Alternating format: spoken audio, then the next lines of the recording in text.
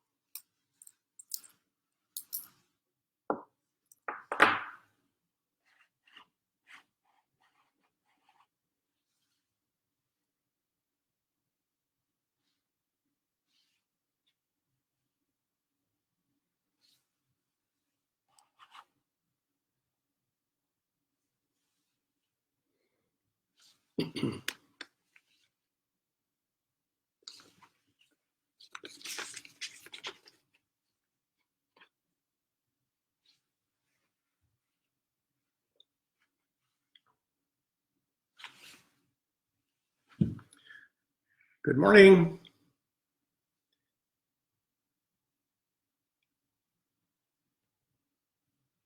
Pull out your Haggadahs, make yourselves comfortable, or just stretch out and listen.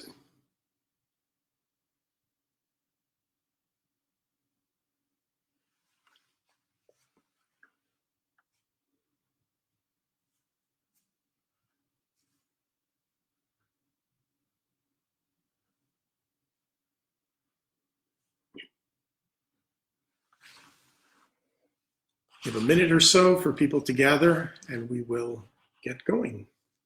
Get the Seder going.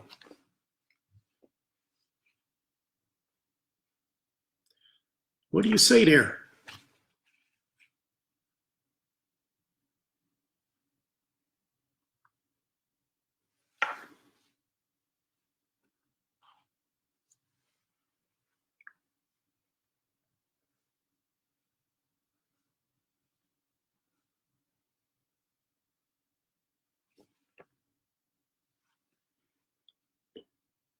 Well, good morning, Beth-El family and friends.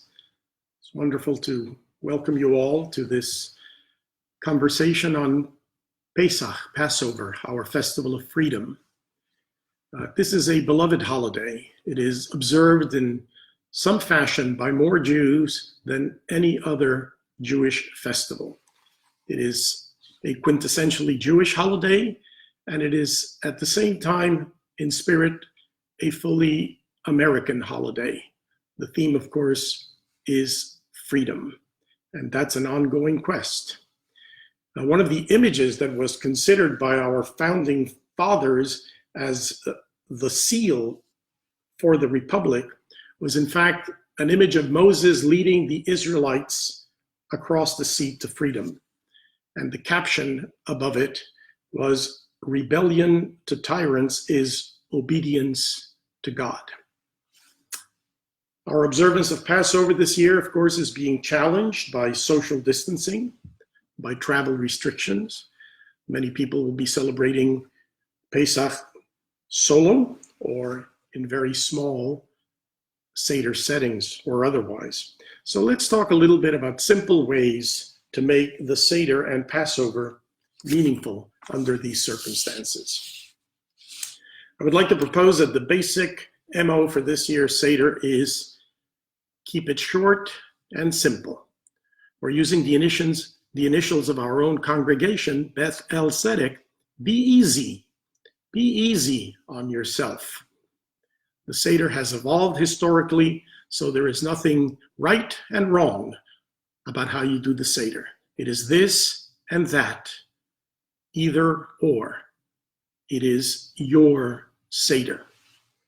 At heart, Passover is the festival of freedom, so feel free to do it your way. Here are some hints. Choose a Haggadah that you like to use. There are PDFs to various Haggadot that will be made available for our Monday evening, April 6th, Cocktail Judaism program, when Rabbi Jenny Greenspan, Cantor Melissa Cohen, and I will engage in a conversation on Pesach and Seder observance. At the making of Haggadot, there is no end. Just wanted to share with you some Haggadahs. This is the conservative Haggadah, the Feast of Freedom. This is the Reconstructionist Haggadah, a night of questions. There are, of course, children's and family Haggadot that you can even download and use for your purposes. The Haggadah is one of the most oft-printed texts in the Jewish tradition, and unlike the Torah, the Bible, and even much more so than the prayer book, it is a text that has evolved and changed over time to meet the needs and the circumstances of Jews wherever they might be. This is a facsimile of what is known as the Amsterdam Haggadah. There you have the order of the Seder. And what's unique about this beautiful Haggadah,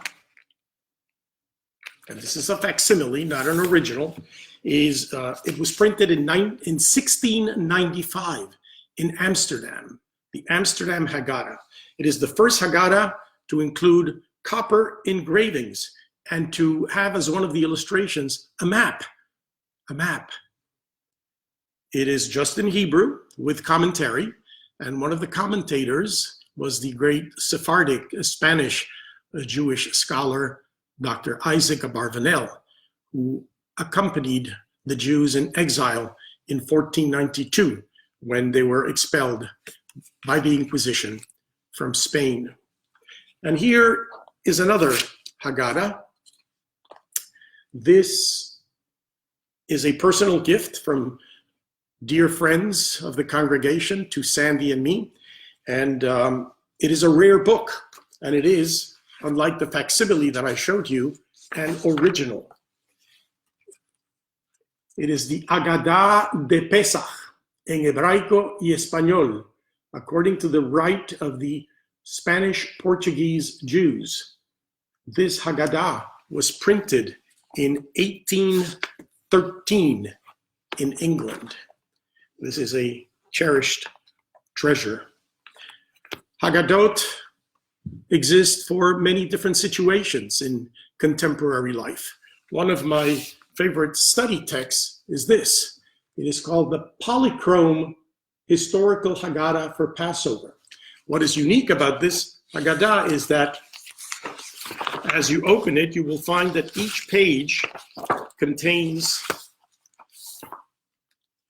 many colors, and the colors of the text refer to the dating of the passage, from biblical passages to rabbinic passages, how they entered into the Haggadah at different times in history. So it is a way of studying the Haggadah as an unfolding historical document. The point that I'm trying to make, aside from showing you some beautiful historical and contemporary text, is that the Haggadah is fluid, and you should feel that you can make your Seder that way. So this morning I'd like to give you a bit of an overview of the Seder. You can click or download the helpful hints sheet that was sent out in the email blast on Monday. It's entitled Virtual Passover, and there you will find a click for the helpful hints, or it was sent out this morning with the Beth-El Facebook reminder announcement of this program. So if you would just get a hold of those helpful hints, and if you don't have them, it doesn't matter. I will read from it and elaborate a little bit. The first point I want to reiterate is do what you can. Don't feel badly or guilty about not doing or keeping everything in your customary way. Remember that Passover is the festival of liberation, not of bondage. We are living through a certain experience of bondage. Let us find liberating ways of coping with it. One meaningful way of symbolically ridding yourself of chametz is by making a contribution to the needy, to a food bank, Popsies, Gleaners, any other local food bank or service for the needy. There's the concept in the tradition of Ma'ot Chitim, sharing tzedakah. We Jews use times of simcha and also times of pain to remember others in need. Going back to the Seder, keep it easy and enjoyable. Remember, legumes or kitniot, which Sephardi Jews have been eating during the festival forever, are now considered kosher for Passover for Ashkenazim as well. That might make your experience a little bit easier at home. But of course, you must follow your most comfortable practice. And many of us will be connecting in small groups through Zoom or Facebook with family and friends because of time zones and other issues involved. We are not going to be doing a congregational Zoom, but we encourage you to connect with family and friends if that is comfortable for you. And if you do not have the technology for Facebook or Zoom, just put a cell phone on the table and either FaceTime or talk and be heard. And of course, wash hands. During the Seder, we're supposed to wash hands twice, once at the beginning, as I will explain, and once before the meal. We might want to consider doing it a few more times, but use your discretion. So here's a suggested order for a brief Seder. The Seder traditionally contains 14 steps. And if you open the Haggadah, you will find there an outline of the 14 steps of the Seder. Before we enter the first step of the Seder, we welcome the festival with candle blessing. The blessing for the festival is Lehadlik Ner Shel Yom Tov. We kindle the light of the Yom Tov, the good day, the holy day. So you set up your candles the way you would set them up for Shabbat and recite Lehadlik Ner Shel Yom Tov. Then we go to step 1 of the Seder, and that is called traditionally Kadesh, and it is the recitation of the Kiddush. You can recite the full Kiddush, or you can recite the short Kiddush, just the opening blessing, and add to it the Shechecheyanu, as we welcome a new festival, and we arrive at this new stage in life. My teacher, Rabbi Mordecai Kaplan, used to say that the recitation of the Shechecheyanu is a reminder that Judaism is an evolving and progressive tradition, because we give thanks each time for having arrived at this moment as we move forward to other moments. Kiddush and Shechecheyanu. And then comes the first rachatz, the first washing of the hands. That is done without a blessing at this point. We're just preparing to do the order of the Seder that precedes the meal. The practice of washing hands, al netilat yadayim, which literally means the raising of the hands, has been an important component of Jewish life since rabbinic times. And it has served us well. It is not the final and only way of dealing with contagion, but it's an important component, as modern medicine and hygiene would tell us. So rachatz, wash your hands. You can do it with a bowl, or if you have been doing things that you want to really take a good wash, get up, go to the sink, wash your hands. After rachatz, we do the first ritual blessing that follows the Kiddush and the welcoming of the festival. It is called karpas. We take a twig of green springs and we dip them in salt water. Here's a moment to reflect on the realities of the moment. Spring is in, we have tears, and yet we must affirm hope in the face of uncertainty.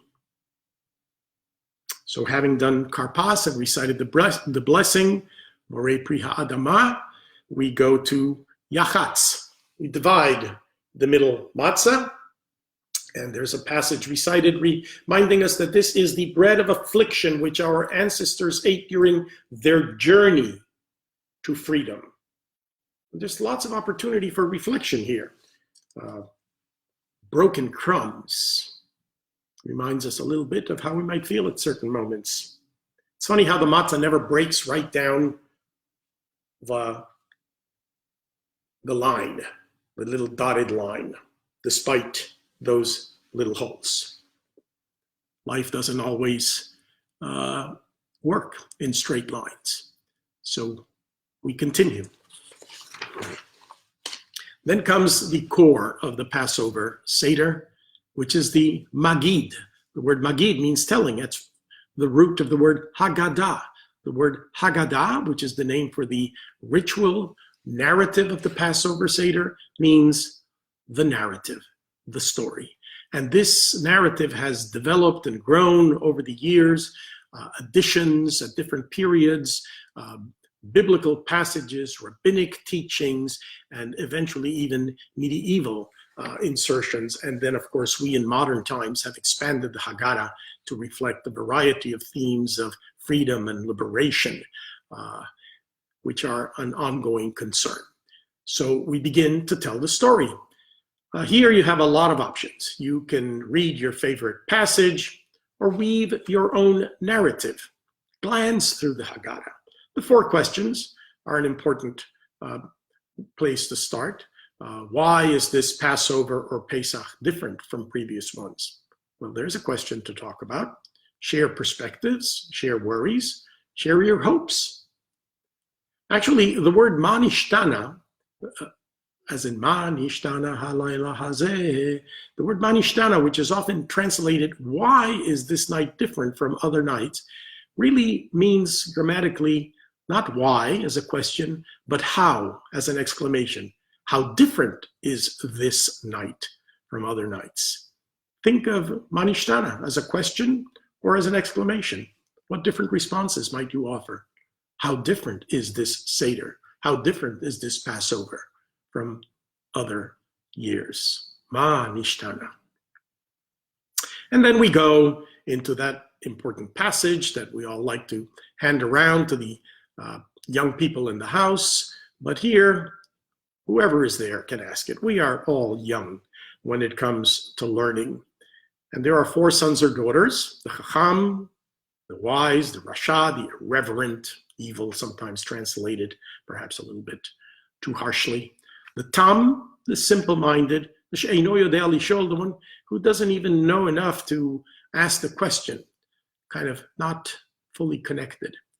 And each of these children is not just one child, but I think all of us, the 4 together, represent stages in our own, not only growing, but being at any given time. We can be Chacham, wise. We can be Rasha, irreverent. We can be Tam, simple-minded. And sometimes we just don't even know what the heck is going on.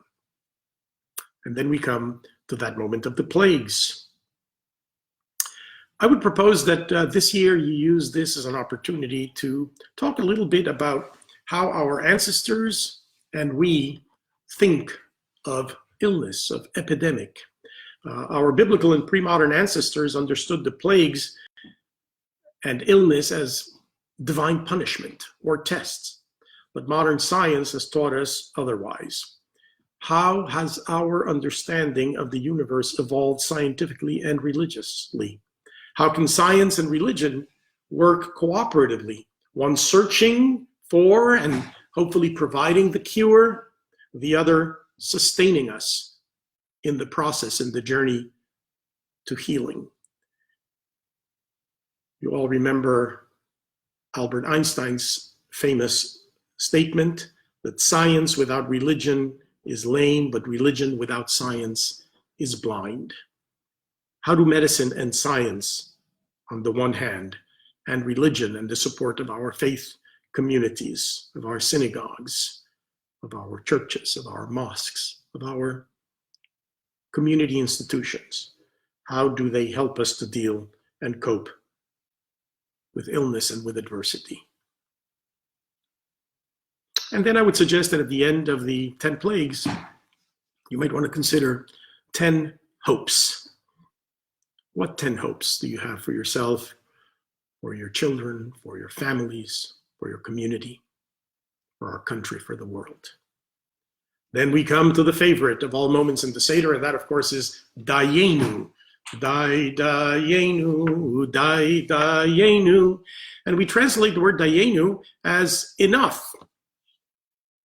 Dayenu is not a song of exasperation. It's not a song of complaint about all the bad stuff. Enough of this. No, Dayenu is a song of thanksgiving.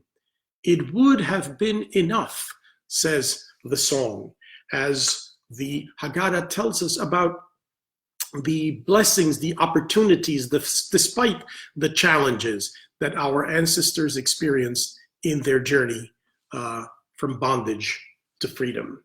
And the traditional Haggadah lists Torah, Natan lanu et Torah, or Shabbat, Natan lanu et Shabbat, Hilu hotzianu. So all of these are things for which we give thanks. Dayenu is a song of thanks. Even at this time, we need to think about those things that fill our lives with good enough and give us the capacity to move on, to endure, to continue. Then we're approaching now the meal, the three symbols at the main Passover plate, the lamb shank or substitute, the maror, the bitter herbs, the matzah, and these are the symbols that are traditionally lifted. What about that orange that has been part of the Seder plate in recent decades? For me, the orange is particularly this year a reminder that many segments, many wedges can come together to form a beautiful, bright, sunny circle. That sunshine orange. It is both tardy and sweet. And so we as a community are many and we are different, yet like the orange, one community out of many wedges. The Haggadah moves on to Hallel, Psalms of praise and thanksgiving. Time to offer a little praise and thanksgiving.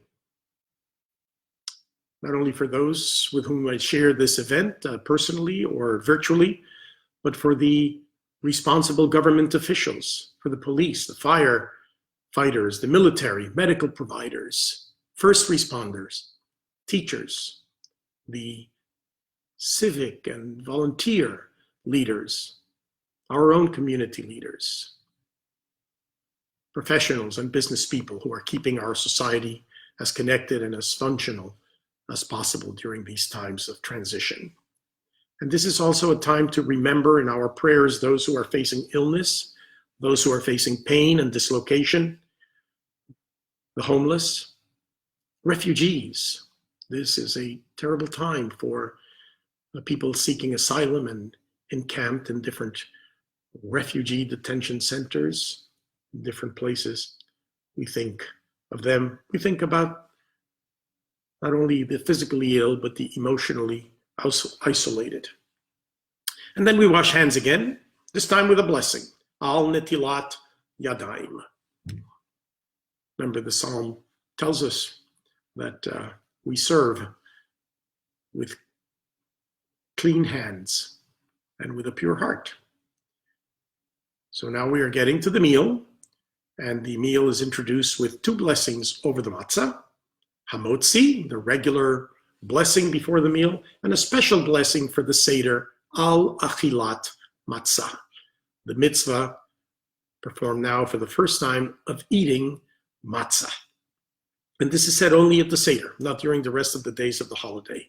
So we are grateful for both life's ongoing sustenance and special nourishing opportunities. We raise the maror, the bitter herbs, but we dip them in the sweet haroset. And we say, al achilat maror. And we think, what has sweetened our experience beyond the difficulties that we are now facing individually and communally? There's the ancient ritual of the Korech, in imitation of Hillel, the inventor of the Hillel witch. We take a matzah and another little piece of matzah, and we put in between it some maror. You can put a little haroset to sweeten it again. In ancient times, a piece of the lamb sacrifice was inserted there as well. And then we are ready to eat. Beth-EL, enjoy. Take some time to just relax, settle down. If you are with someone, talk about things that are meaningful.